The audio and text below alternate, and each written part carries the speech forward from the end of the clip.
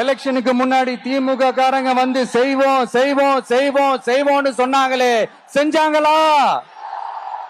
இதெல்லாம் எதுவுமே செய்யாம எல்லாத்தையும் செஞ்ச மாதிரியே அதையும் பெரியமையா வேற சொல்லுவாங்க இவங்க. நான் வந்து போன வாரம் திருச்சிக்கும் அரியலூர் மாவட்டத்துக்கும் போய் நம்ம மக்களை சந்திக்க போயிருந்தேன். அப்போ பெரம்பலூரும் போக வேண்டியது. அங்க சில ரூல்ஸ் அண்ட் ரெகுலேஷன்ஸ், ஒரு கட்டத்துக்கு அப்புறம் இந்த பஸ்ஸே மூவ் ஆகல. அதுக்கப்புறம் அதை தாண்டி ஒரு டைமுக்கு மேல பேசுறது, சரி அதெல்லாம் விடுங்க. இந்த நேரத்துல பெரம்பலூர் பகுதி மக்களுக்கு நான் மன்னிப்பு கேட்டுக்கிறேன். சீக்கிரமாவே உங்களை தேடி நான் வருவேன் ஃபார் ஷுவர். நம்ம வந்து இந்த டூர் பிளான், இந்த ஷெட்யூல் போட்டதுக்கு அப்புறம் அது என்னப்பா சனிக்கிழமை சனிக்கிழமை சனிக்கிழமை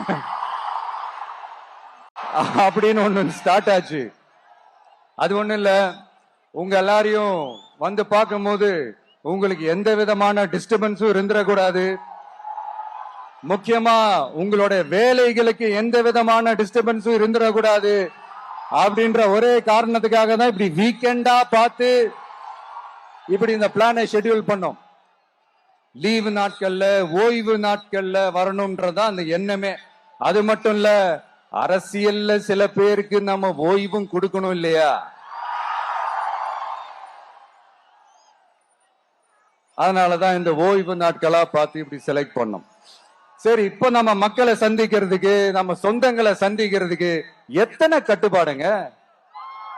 அந்த இடத்துல பர்மிஷன் இல்ல, இந்த இடத்துல பர்மிஷன் இல்ல.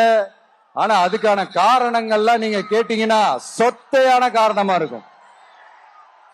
அங்க பேசக்கூடாது, இங்க பேசக்கூடாது, 5 நிமிஷம் தான் பேசணும், 10 நிமிஷம் தான் பேசணும். நான் பேசுறதே 3 நிமிஷம் தான். அதுலயும் அது பேசக்கூடாது, இதை பேசக்கூடாதுன்னு சொன்னா அப்புறம் நான் எதை தான் பேசுறது?